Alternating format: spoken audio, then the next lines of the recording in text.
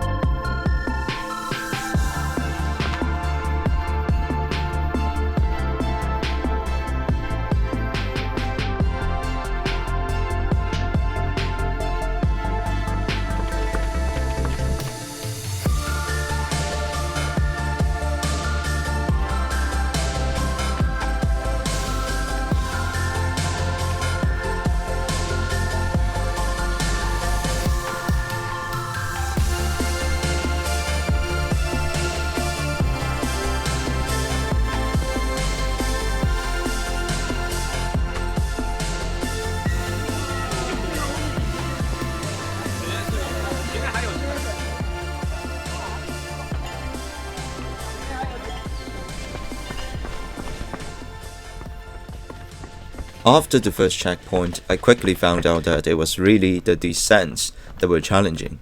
After the rain, the stone stairs apparently laid down hundreds of years ago with moss on them became unbelievably slippery. The mud wasn't any better, probably worse, I would say. I fell several times on these descents, but luckily I didn't get any scratches at all, as the trail was all mud.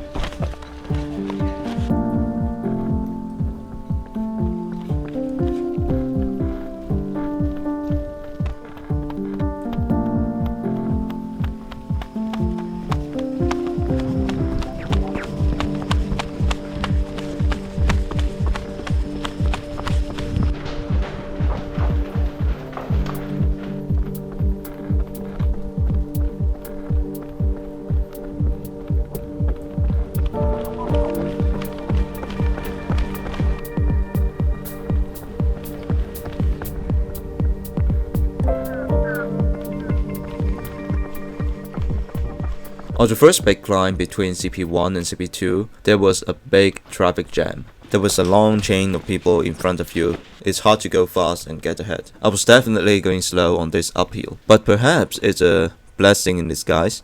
It kept me from blowing up too early in the race. Apart from the crazy slippery descents, the trail so far was not challenging at all. At this point, I felt something stirring in my stomach. It's a familiar feeling. My worst fear was going to happen. That's what I call constipated diarrhea, which means I feel something that's just about to come out, but once I decide to take the time to go, I'll be completely constipated. The whole thing repeats itself. So usually my default was to tough it out until I really cannot hold it. So, CP2 was now behind me.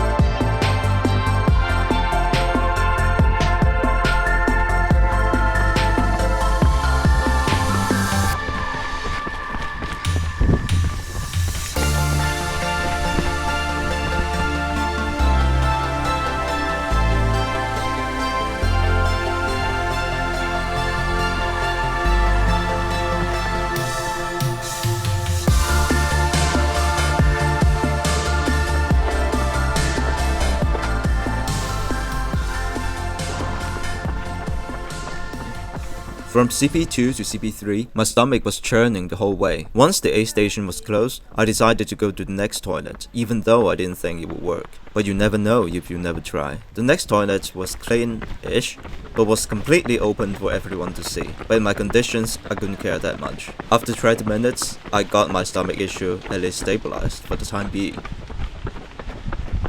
In an ultra marathon, once you see a problem, you better take action.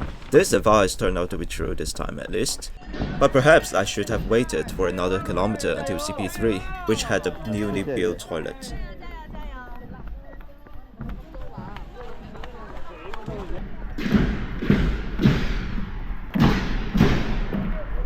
From CP3 to CP4, I was doing quite well. I was eating enough, drinking enough, moving quite well.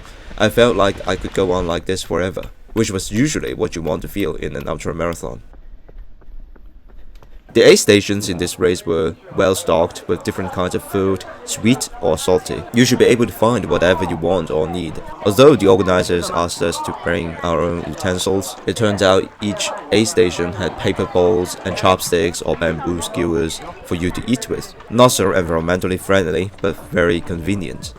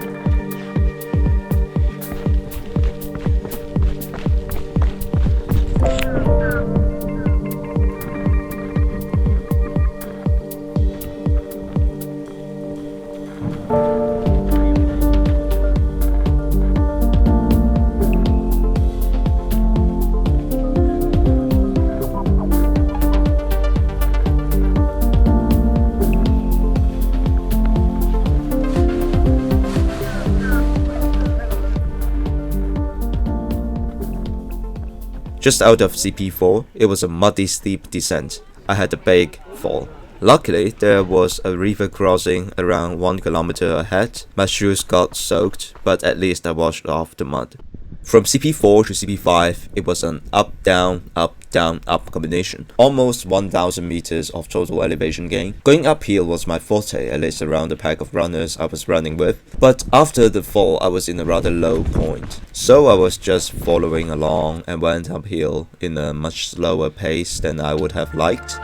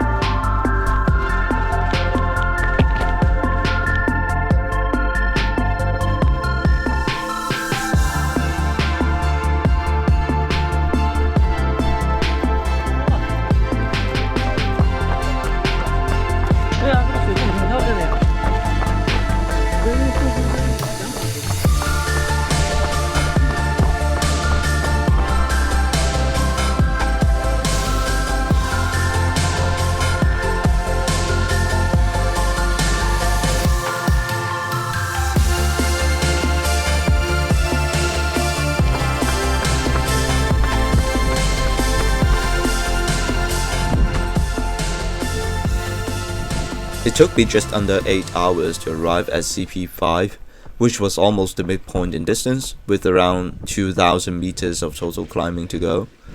Somehow I had a fall right as I arrived at the aid station.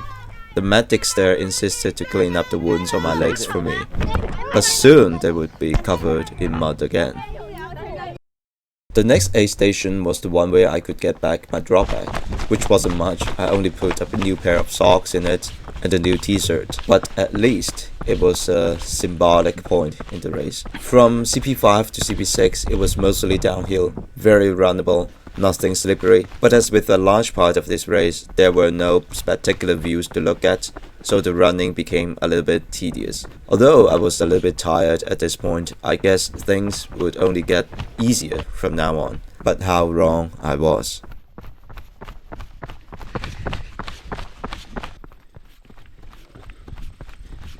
CP6 was quite spacious, at least I could find a chair to put my things on if not sit on. Food choice was also plentiful. But I was hoping to minimize running in the dark, so I didn't eat a lot and didn't even change my socks. I simply cleaned up for a bit and changed into a new t-shirt.